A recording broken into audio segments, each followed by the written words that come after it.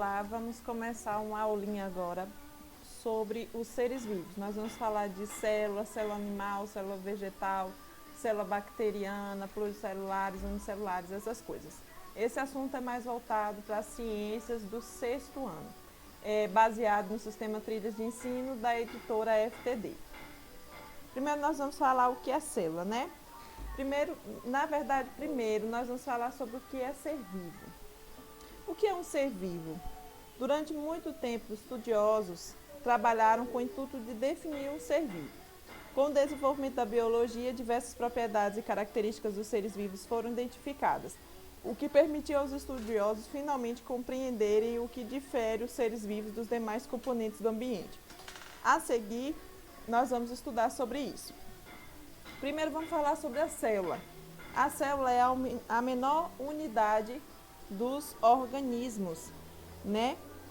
E aí tem seres vivos que são formados por apenas uma célula e por isso são chamados de unicelulares, como as bactérias e os protozoários. Eles são exemplos de seres unicelulares.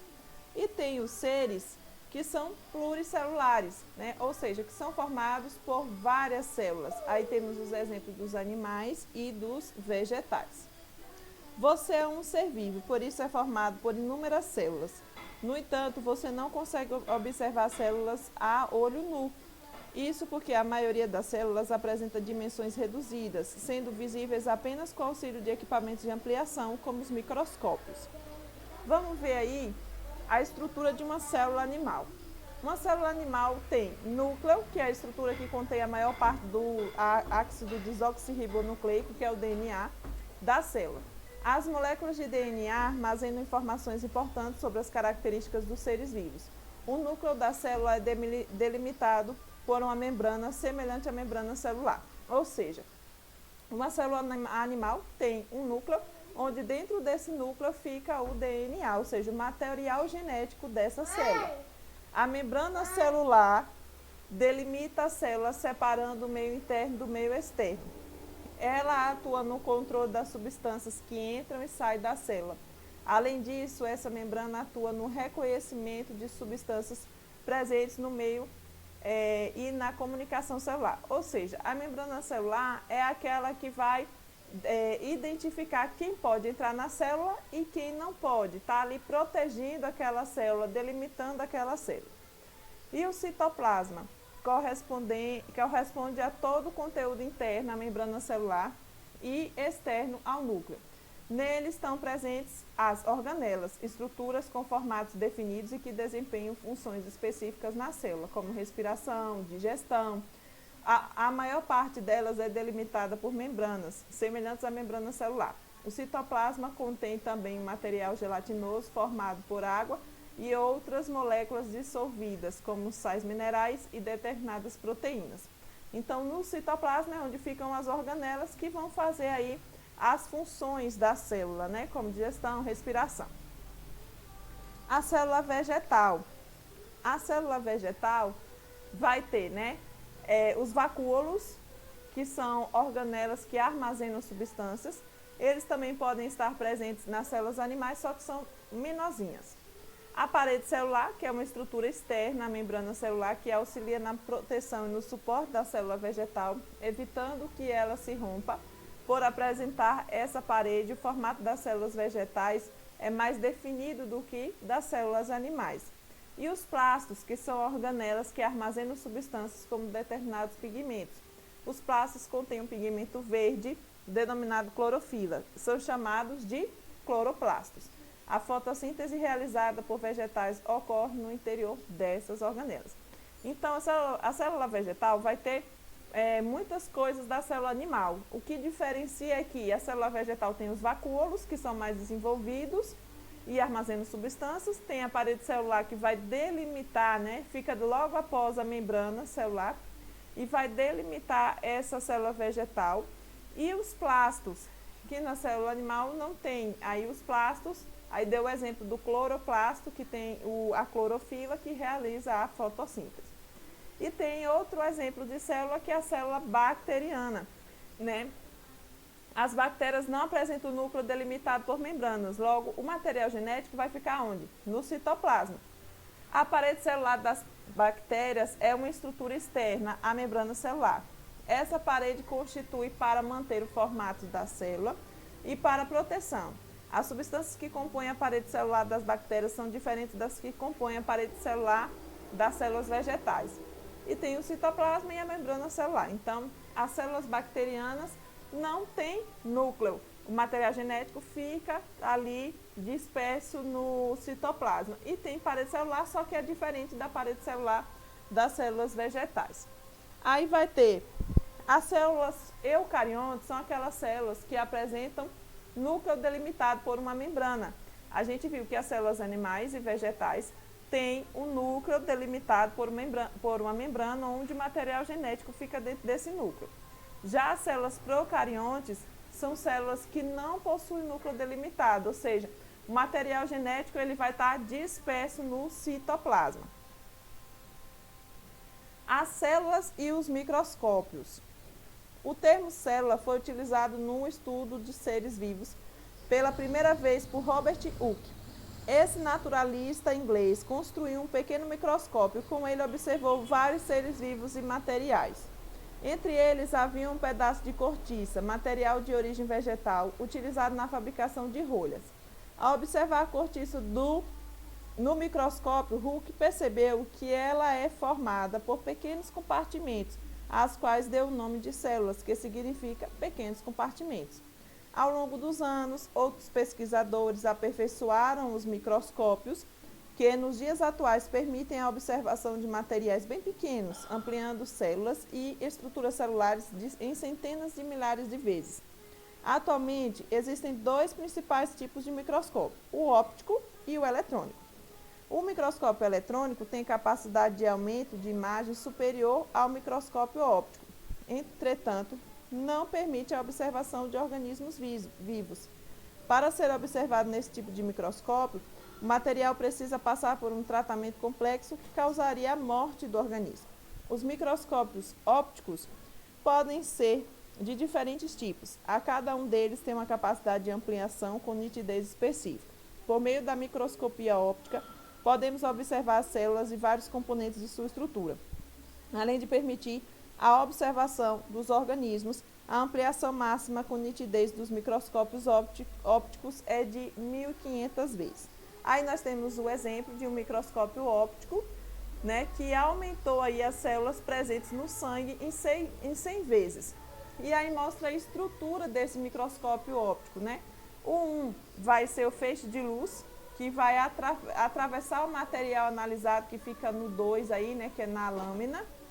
Posteriormente, vai ter as lentes de vidro. Cada lente dessa que você gira vai ter um zoom maior, digamos assim, né? Ou seja, vai aumentar, ampliar as células. E o 4, que vai ser o local onde você vai permitir observar esse microscópio aí, essa célula. Vamos falar de metabolismo, né? O que são metabolismos? São a ocorrência de diversas reações químicas de um organismo, tá?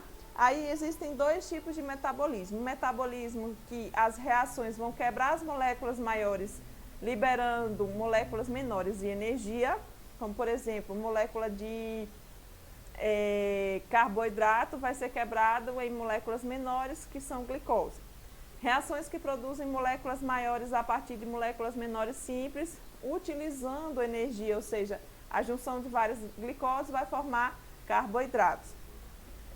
E aí nós vamos falar da respiração celular.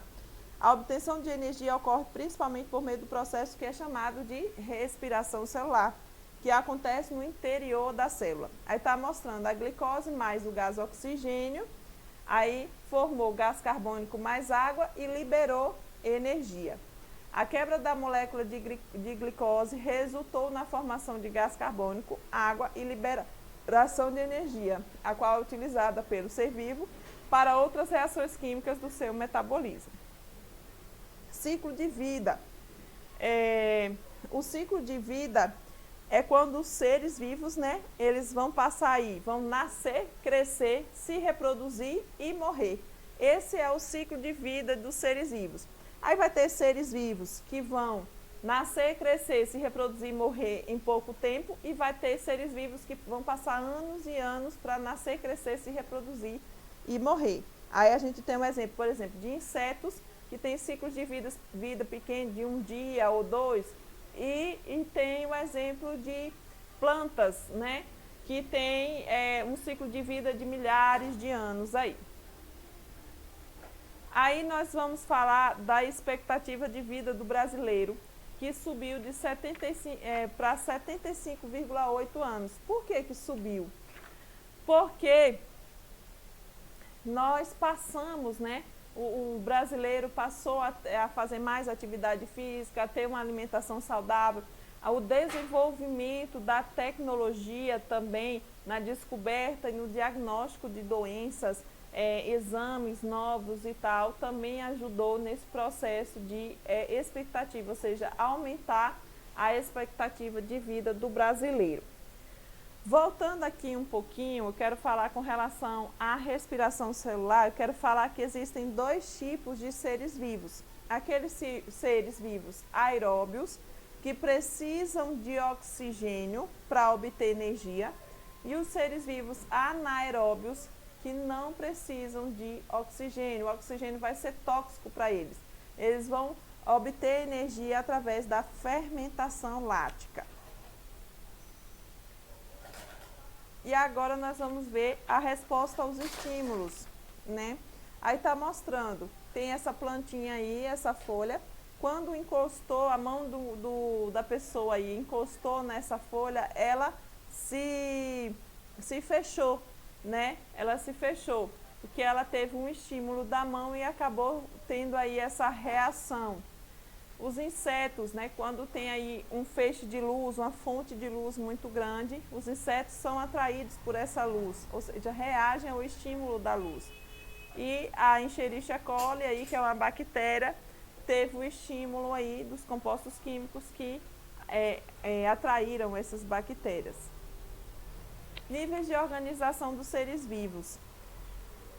Nós temos...